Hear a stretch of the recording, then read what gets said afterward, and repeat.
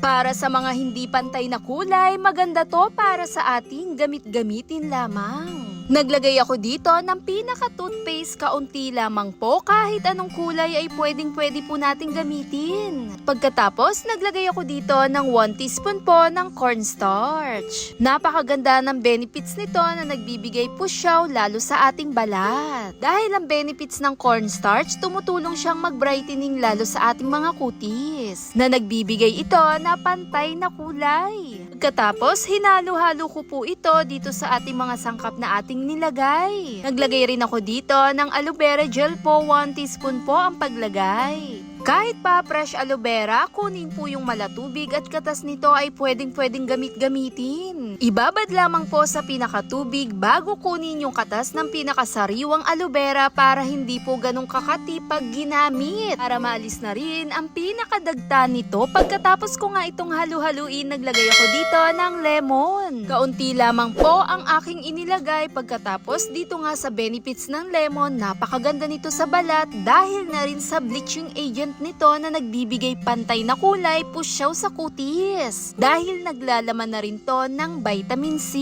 At dito nga sa pinaghalo-halo ko na rin, heto na nga ang tamang texture niya, napakaganda gamit-gamitin, lalo na rin sa ating balat na hindi rin talaga pantay sa kulay. Dahil kadalasan, nandyan din talaga yung pangingitim ng ating balat na hindi rin naman talaga maiiwasan. Dito nga sa simpleng sangkap, makakatulong na rin ito. Didirekta nga lang tong idampi kung saan parte, kahit pa sa pinakapaa, tuhod man yan, siko, batok na pangingitim ay pwedeng-pwede po gamitin ito. Kahit pa ultimo libag ay nakakatulong makaalis to dahil na rin sa lemon kasama ng cornstarch natin. Higit sa lahat, napakaganda rin ang benefits ng pinaka-aloe vera. Dahil na rin sa malatubig at katas nito.